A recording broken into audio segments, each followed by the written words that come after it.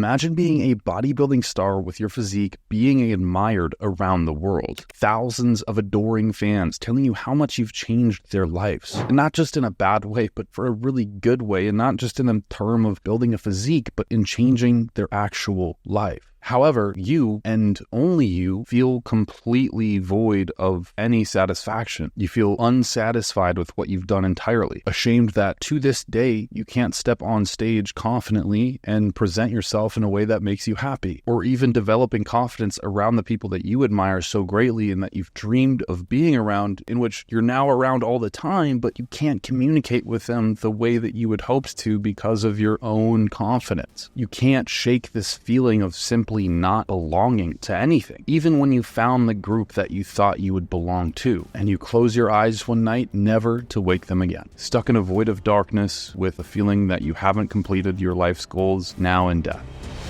Sometimes the things that you do is not necessarily about the win. It's about the process that you go through to get to the point where you can win or lose. So I like to try, because trying is what makes you a better person. Trying is what life is about, you know, trying to achieve something. When somebody could consider you a fan favorite or the people's champ, you kind of got to ask yourself, what's more important? Is it more important to be a champion that nobody gives a fuck about? Or is it more important to be maybe not even a champion, but everybody loves? Don't let nobody define to you what is winning and what is losing.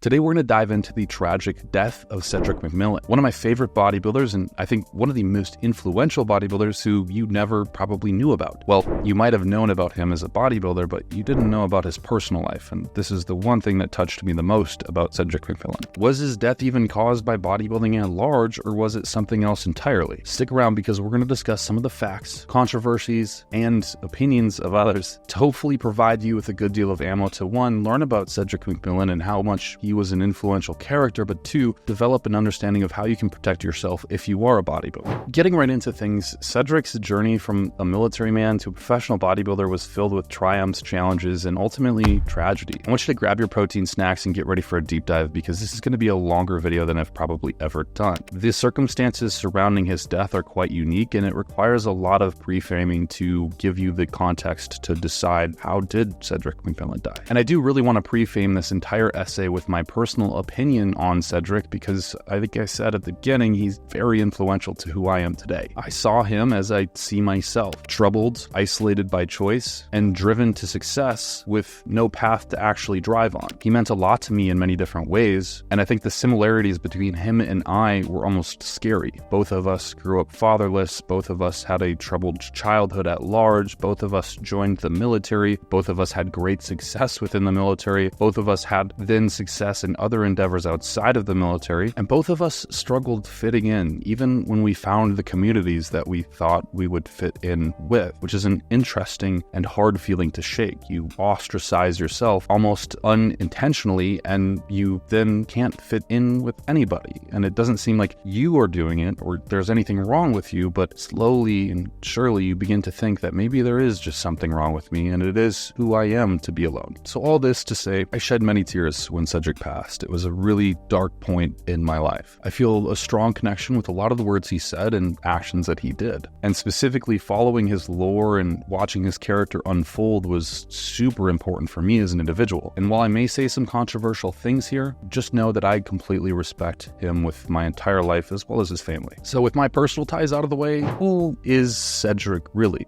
Outside of the bodybuilder that you know from the stage. Cedric McMillan was born August 17th, 1977 in Maplewood, New Jersey. From a young age, Cedric displayed a natural talent for building muscle. No, not because he played sports. As he said himself, I was always the individual type of guy. It wasn't only his lone man way of doing things that kept Cedric away from team sports, actually. Cedric was constantly afraid of making mistakes in team sports, thinking that he would mess up. This was ultimately what turned him into a solo athlete after all, and why bodybuilding became so intriguing. From the very beginning, something we will touch touch on more later. At a very young age, before he was even 10 years old, he started doing push-ups, sit-ups, along with digesting as much bodybuilding information he could get his hands on. His neighbor was a huge motivating factor, an inspiring powerlifter who gave young Cedric a bodybuilding magazine to research training routines and learn about more of the bodybuilding lifestyle. It was during this time that Cedric also started to draw figures that he saw in magazines, hoping to one day become just like them. Cedric would always talk about one day, instead of looking at the physiques in these books and drawing them, I would actually start reading what was inside, and this was the point that he began to develop a further understanding of how to obtain a physique, even at such a young age. In fact, he drew a lot of inspiration from Arnold Schwarzenegger during his youth, watching Conan the Barbarian and expressing to his mother at just 13 years of age how he wanted to become a muscle man. So his mother, not as well off as you or I certainly, bought a couple of weights for him to try. And his mother actually wouldn't let him use these weights because she was afraid that he was too young and he would hurt himself. So instead, he would hide them underneath his bed, and every day while she was on her commute home from work and he was done with school, he would lift weights in secret. Shortly after, though, his mom's boyfriend gave him some slack and convinced her to let him train with the weights. And from that point on, he started moving big-ass weights. Literally, I mean, this guy was titanically strong. Not long after high school, Cedric had joined the military, in specific the Army. And he mentioned in an interview, which is hard to find concise information on this, but he was a cook at first, and then he retested with the ASVAB, which is the military's placement test for occupational reasons. The higher you test on the ASVAB, the greater the opportunity to be put into more prestigious positions within the military, and the lower the testing score, the lower the opportunities that you'll be provided within the military are. It's not necessarily a bad thing. All opportunities in the military pay you the same, you get the same benefits, etc. It's just that the higher scoring individuals are going to be placed in more really cool jobs, like,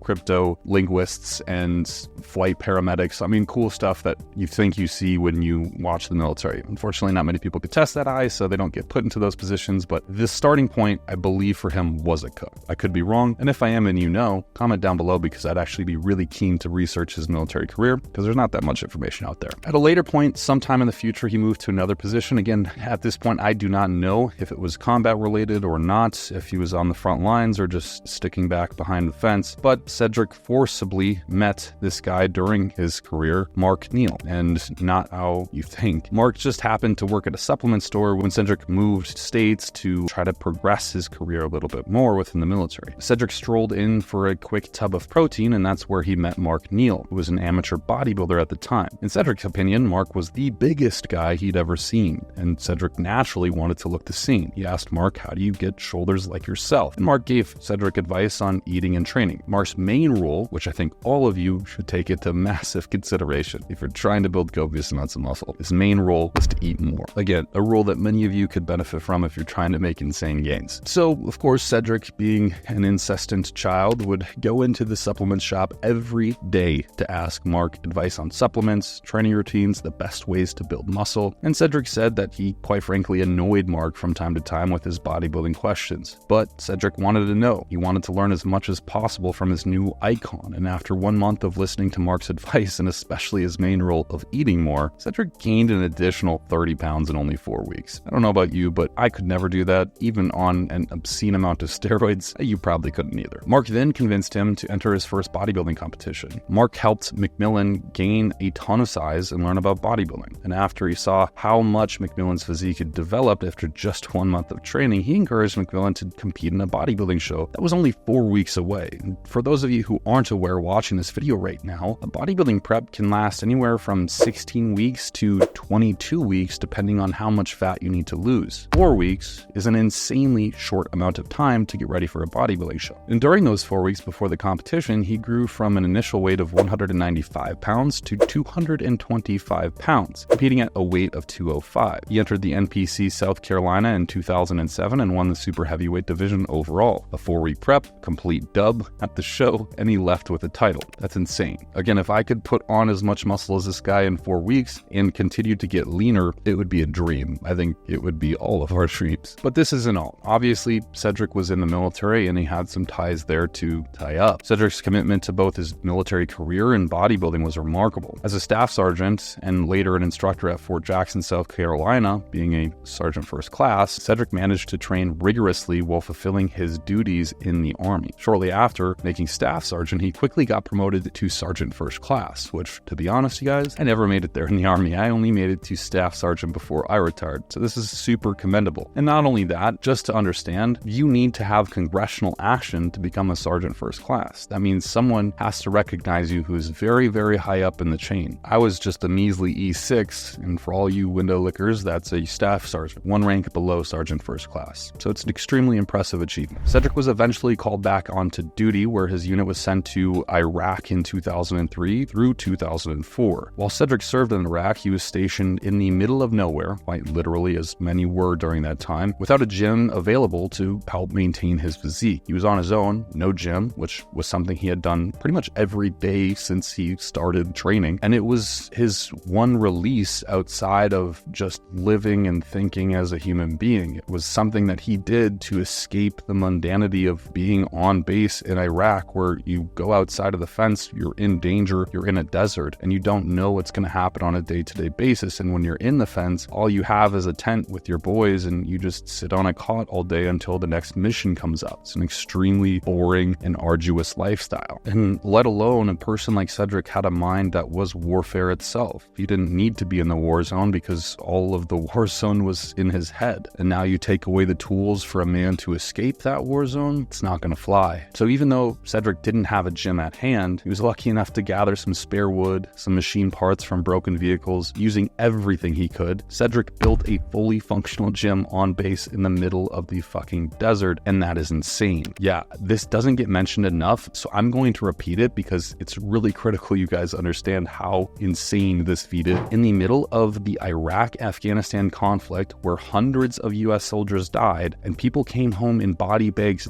daily, Cedric fashioned a gym out of scrap metal and wood amidst a war in the battleground directly in the center of it to train his muscles to get bigger. And you think your prep was hard? Come on. His ability to compete while serving was a testament to his dedication. Cedric often spoke about how military training instilled in him a level of discipline that he greatly benefited from in his bodybuilding career. And this is where his rise to fame truly became. After this deployment, I think he learned a lot of things that he put into action to become the bodybuilder who he was at his peak. In 2008, Cedric competed again to win the super heavyweight and the overalls thanks to his muscle definition and size, and certainly at this point, the weight he had gained, because he was at that point on stage lean 242 pounds. After the competition, Cedric started to prepare for nationals, aiming to up his weight class for the 2009 show at Florida State Nationals. It was during this competition he turned pro, winning his professional bodybuilding card, taking home the top position. Cedric's breakthrough came when he then won 2011 Europa Orlando Pro, quickly making a name for himself with his classic physique reminiscent bodybuilding golden era physique. It was something unique for the early 2000s. Most guys at that point who were that big just had really distended weights, blocky physiques, and to be honest, kind of a disgusting approach to the whole thing. But Cedric, standing at 6'1", weighing 280 pounds, looked like a Greek statue. His physique, with a very small waist and large, broad shoulders, was eye-capturing to say the least. It was something people looked at in shock. How could a human being realistically sustain a look like this? It was unreal. And it was this aesthetic appeal that set him apart from the field and dominated absolutely everybody he stepped on stage with, especially early in his career. His most notable and maybe proudest victory was the 2017 Arnold Classic Ohio, where he met his idol Arnold Schwarzenegger. Earning praise from him, the former Mr. Olympia openly letting Cedric know that he was amongst the best bodybuilders that the OG himself had ever seen. Everything was absolutely flawless. It was banging. Your posing was extraordinary. Yep. The lengths, the way how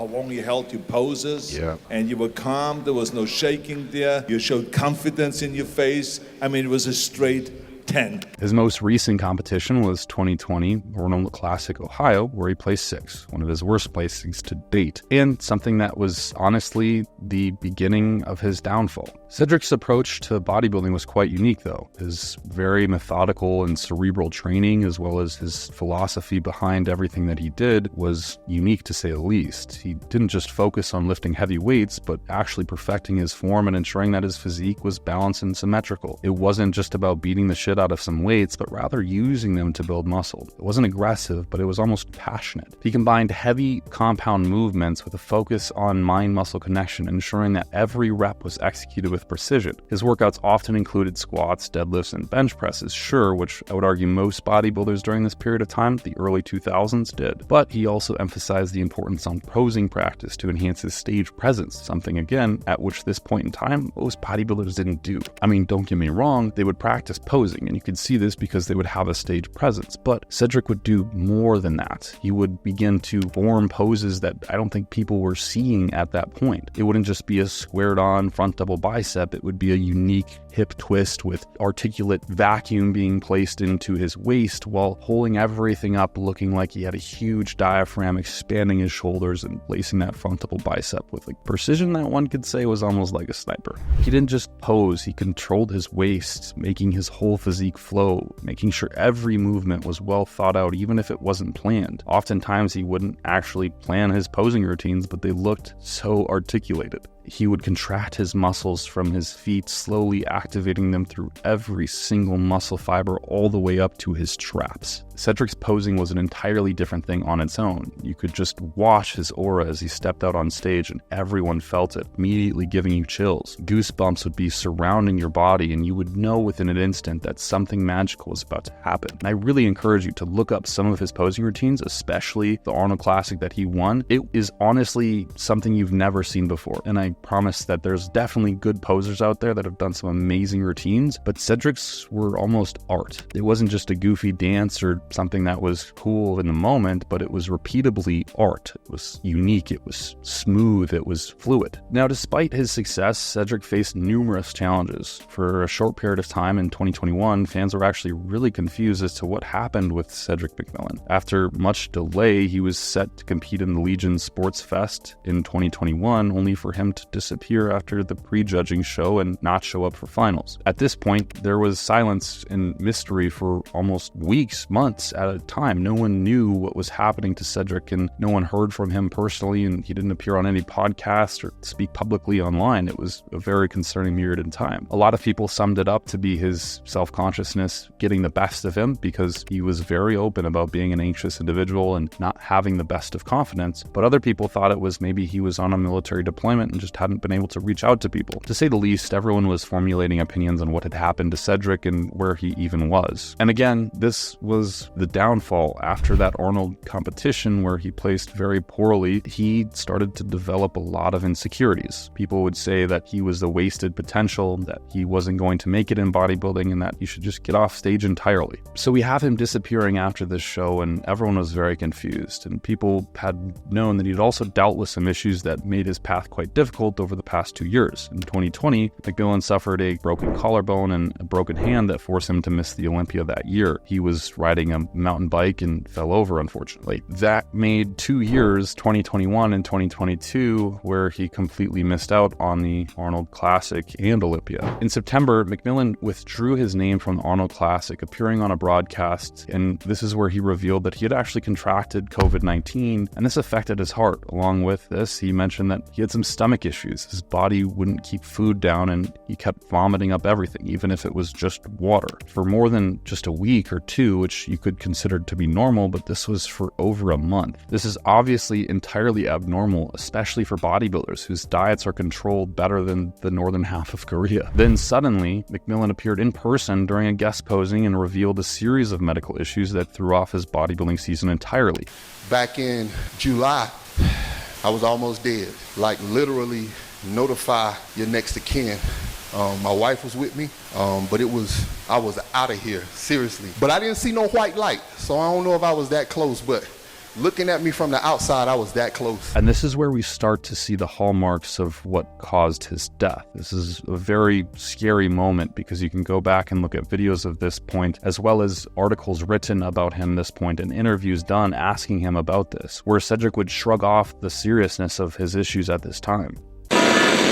YouTube, sorry to bust your balls with an ad here, but I wanted to talk about something that's really important. We just started a private community called the Discord group. You've probably heard of Discord before. You definitely have heard of Discord before. We started this group with you in mind. It doesn't just provide a couple of resources, which I think you would leverage heavily in your bodybuilding journey. It does provide you coaches with direct access. Now, the only place people can directly access me is typically through coaching, but this is a new opportunity to where you can ask me questions questions, as well as many other coaches within our community about everything you're going through. Not only that, but the community itself is lively. You can talk to people right now who are going through exact simple situations and complex ones just like you. And I get it, if you're not into that kind of thing, you could always just subscribe and maybe even click the bell button below. It's free and it helps out the channel a ton. Those are really the only two ways that you can help this YouTube channel grow. So I am sorry to pester you. I'll make sure to get my ass out of your face and get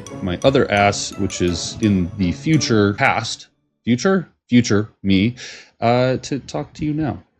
Deuces. Cedric started to divulge a lot of what was happening to him. At one point, Cedric started to experience constant hiccups, acid reflux, and digestive troubles, which he was very open about. We already knew about this, and to a degree it kept him from being able to even sleep at night. But in November 2021, Cedric confirmed that he had actually contracted COVID-19 in 2020. It was widely believed that the illness led to a long-lasting series of consequences that caused heart issues and breathing issues. At the time, the massive 300-pound bodybuilder thought this was just an effect of being big, eating more food in an off-season, which is a phase that bodybuilders yearly get into where in their season they start to eat more food to sustain building muscle. Sometimes bodybuilders can shoot up 30 to 60 pounds for a very short period of time. Gaining that much weight acutely can be very dangerous to your heart and other organs as well. You're talking about massive amounts of water retention, especially due to the compounds and chemicals that bodybuilders are using, as well as alterations to their actual architecture as a human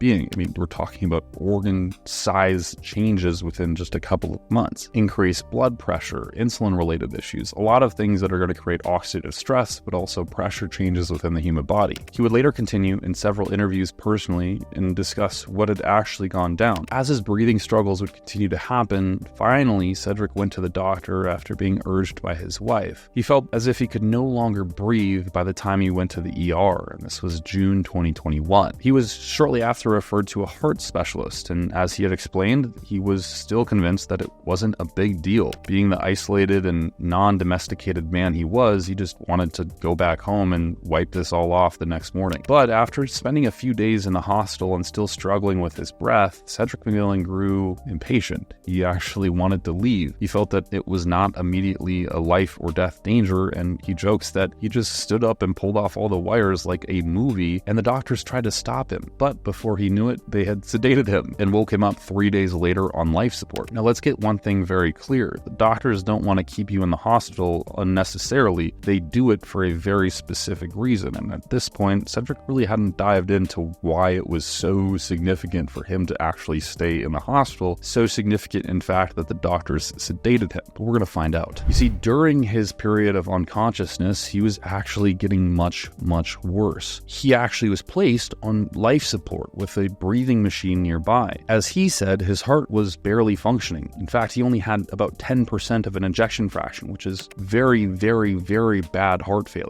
And I know it sounds like you die after having heart failure, but clinical heart failure is still diagnosed even with your heart completely functional with just diminished effect. You can have heart failure and be walking around on a day-to-day basis, not even know it. But having heart failure and dying from heart failure are two different things. But what Cedric was experiencing was clinically heart failure, and it was in desperate need of attention for him to survive this point. His body simply could not support functioning. It was genuinely failing. Shortly after this experience, he was recovered. The doctors were able to reignite him and get his ejection fraction back up to somewhat nominal rates, but obviously things weren't going to be the same. He was told to take things easy, lose some weight, and to stop bodybuilding. And of course, in the typical Western medicine fashion, he was sent back home with some standard medications and was told to just improve his heart function by trying to be a better human being, living a lifestyle that was more conducive to a better heart function. However, this was unfortunately far from the end of our story. On April 12th, 2022, the bodybuilding community was shocked with the news that Cedric McMillan had had a sudden death. The official cause was listed as a heart attack, but we didn't know this until far after the fact. There are still, to this day, various theories and speculations about what led to this tragic event. Of course, Cedric had his history of health issues, including the previous heart problems and respiratory complications in 2020 and 2021, and obviously he was hospitalized hospitalized back then and had some raising concerns with his health issues, things that he would commonly brush off in podcasts and other social media posts as if it was not a big deal and the doctors were just overreacting and they said he was completely healthy. I was in the hospital for about 3 weeks. I lost about 30 pounds. So I spent all of August trying to gain weight back, ignoring the doctor's advice. And then I spent about 4 weeks trying to get ready while I'm still sick.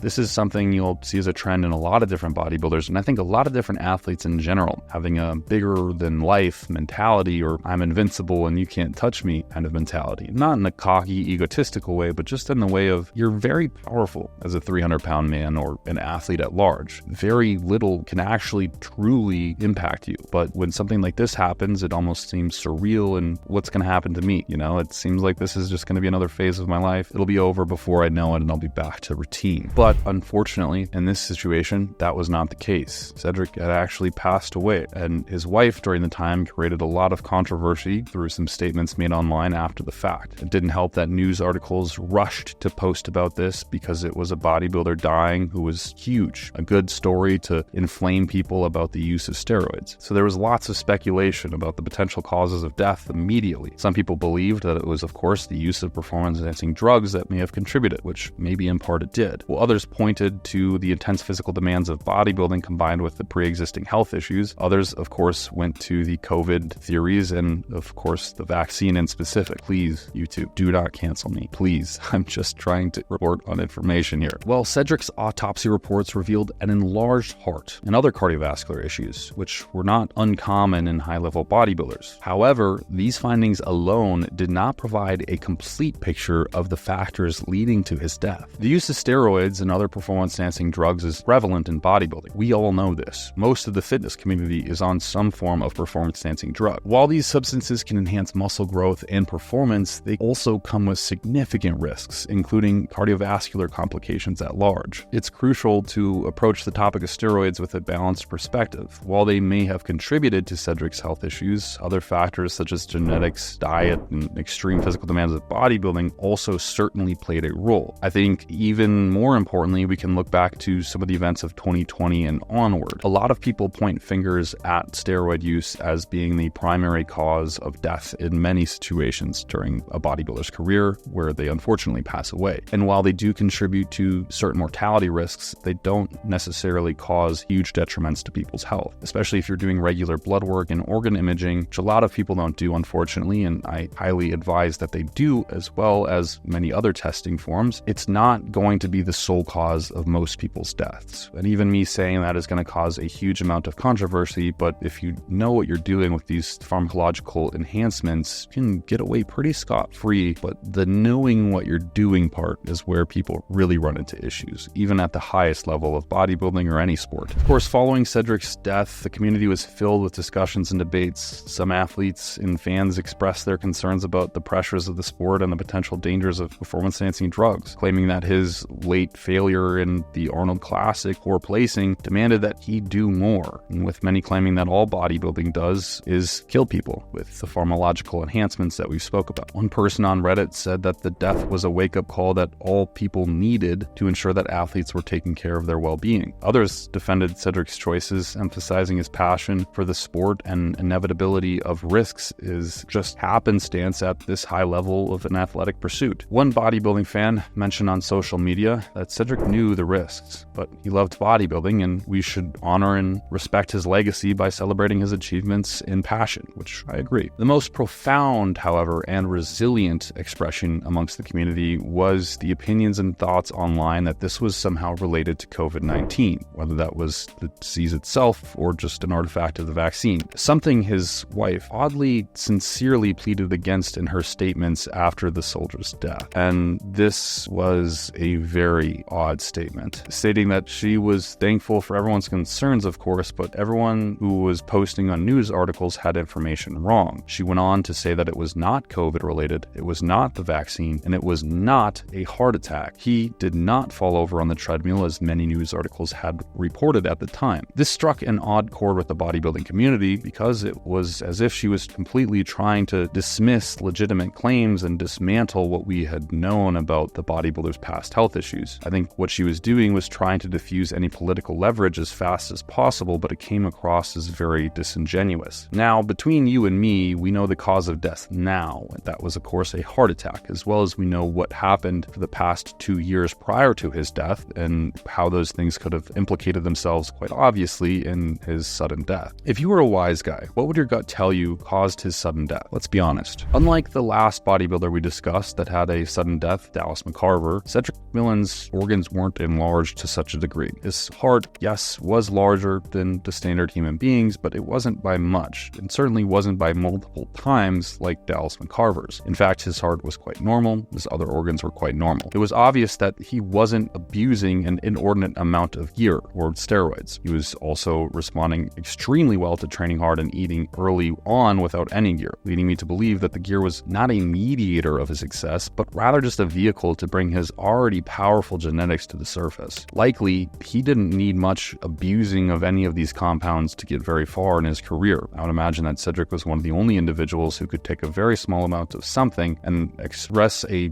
response that was unlike people taking exorbitant amounts more than him. Now, that being said, it is very clear that androgens, growth hormone, and insulin all provide themselves as agents to cause heart hypertrophy and other certain cardiovascular issues, which was indeed what we see here happening. We do know ways to prevent heart hypertrophy as bodybuilders, and this is where we can do an intricate dance with polypharmacy, and things like nebivolol, telmisartan, and in general, good care of oneself become very important. However, heart failure was the thing that drove him to his death, from what everyone was told. However, it could be much different than just, oh, another bodybuilder taking steroids and they killed him. Just another one in the line of many. You see, individuals who had COVID-19, which Cedric had in 2020, showed a 72% increase risk of heart failure. That's a massive, massive increase in risk. A 63% increased risk in heart attacks, and a 52% risk increase in stroke compared to those who had never had COVID-19. These risks were observed regardless of age, race, sex, or other pre-existing cardiovascular risk factors. A study published in the American Heart Association journal found that among hospitalized COVID-19 patients with elevated troponin levels, 61% had heart abnormalities such as scarring from myocardial infarction or microinfarction. This was significantly higher compared to those who had been hospitalized with normal troponin levels or non-COVID-19 patients. Speaking on troponin levels, really quick as a side note, it is absolutely critical that bodybuilders get troponin tested. I don't know if you're a casual onlooker here just wanting to learn about Cedric McMillan and bodybuilding at large, but regardless of that fact, this lab test is going to prevent a lot of potential cardiovascular issues in the future. It is a great canary in the coal mine for bodybuilders and normal Gen Pop folks as well to gauge their heart function. If you have a high troponin, you're not good off and you need to go to the doctor. And it is a great way to even understand if you are not well off, because ultimately, at the end of the day, you can't feel if your heart is failing, which is scary until it's too late. And again, it's an extremely cheap test. I mean, it's $20 at most on some third-party websites. Just go get it done. But then we also have the issue of the vaccine itself, which Cedric had to get because he was in the military. All military members during this period of time were forced to get the vaccine. And again, YouTube, please don't cancel me. I'm just commenting and reporting on what had happened here. There's no political bias here at all. I'm just reporting actual data. Myocarditis and pericarditis cases post-vaccinations are rare, with an increase of about 22 to 36 cases per 100,000 males. These males are often aged very young, and this is usually after the second dose of the mRNA vaccine. These cases are usually mild and self-limiting and usually resolve with mild treatment, and this is stated by the CDC. So we have two factors here, the fact that he was infected with COVID-19 and the fact that he had gotten the vaccine. So when he did unfortunately get the vaccine, already having a weaker heart than most due to his abuse of steroids and other various compounds, he likely succumbed to too much stress in that organ. Whether that stress was permeated by the COVID-19 infection itself or the vaccine is unclear, but what we do know is that he had extreme complications in heart failure from COVID-19 or the vaccine. I mean, extreme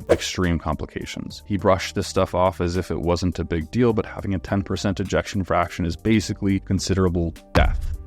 And so as a bodybuilder, be aware of dealing with cardiac-based diseases or infections. Any respiratory infection at large, you should be quite cautious with yourself, even if they're simple in nature. It becomes mission critical to take care of yourself during periods of times where you do have a respiratory or cardiovascular-based infection. During these times, you need to ensure that you're keeping up with things like cardio and taking an exorbitant amount of ubiquinol at much higher doses during this time. And this video is far too lengthy, and I don't want to torture my editor any more than I have to. Why are you torturing me? But generally, as a bodybuilder, your steps to heart health are pretty simple. You need to be doing vigorous ass cardio 3 to 4 times a weekly, and this means true hard cardio. The goal should be on a normal basis to keep your heart rate below 60 beats per minute. And yes, this is extremely low, but you can do it, and I do it very regularly, taking things like clenbuterol and over grams of gear. You need to be maintaining normal intensive blood pressure and normal glycemic levels of blood glucose. You need to be taking ubiquinol at 300 to 500 milligrams per day pre-training or your most intense cardiovascular demands for your day. You need to be taking 4 to 8 grams of fish oil daily, ensuring that you're at least below 14% body fat year-round. And then if you're still unable to achieve these metrics in blood pressure, blood glucose, and heart rates, medication implementation may be required, something like 20 to 40 milligrams of telmisartan and an increase in dose of nebivolol or propranolol to control for heart rate would be critical. As well, if blood glucose is out of range, doing controlled fasts as well as taking metformin can be wildly beneficial. Also, something I'm quite bullish on right now is actually doing controlled fasts within a season of a bodybuilder's prep or off season with the implementation of a singular dose of rapamycin. Wildly controversial, especially for a bodybuilder, but when we're looking at creating less oxidative stress and improving cellular turnover to get rid of cells that we do not want, it is hands down the best approach out there. So despite all of this controversy and everything that happened, I believe that Cedric had passed away due to complications derived from COVID-19 that he wouldn't have necessarily had if he wasn't 300 pounds, wasn't a bodybuilder taking androgens and other pharmacology, and certainly wasn't putting his body through really intensive regimens. But he still inspired countless of athletes with his dedication, work ethic, and love for the sport. Cedric will be remembered as not just an incredible physique, but for a character and having a positive impact on the ones he had around him. Cedric's untimely death does serve as a stark reminder for the potential health risks associated with any high-level athletics. While we may never have all the answers to the exact circumstances that led up to his death, I think we have a pretty clear picture. But it's still clear that his legacy will be continued forevermore, whether it's in you or me or this video. And I would suggest that you honor Cedric's passing by taking care of your own health, getting the tests that are required, which I've made many videos on in this channel before, on all the lab tests that you need, as well as there's many channels on YouTube, Vigorous Steve, Kurt Havens, and more that can provide you a ton of insight on what to do. But just being safe in this sport in general, and in any sport and life in general as well. But at the end of the day, what do you guys think about Cedric's life circumstances? What caused his death? I'd like to know in the comments below if I actually made any mistakes on my journalism here. But if you guys enjoyed this video, please consider giving me a like and maybe even hit the subscribe button, because it does help tremendously, and a lot of time and money was put into making this video. And again, my editor has been tortured endlessly by my voice. So if not doing it for me, just do it for his sake. And if you do want more content like this, there is other videos on this channel that are very similar, going over other bodybuilders who have passed away or had health complications. And many videos on this channel are informative, trying to help bodybuilders improve their journey, trying to make as much progress as humanly possible. We'll see you in the next video.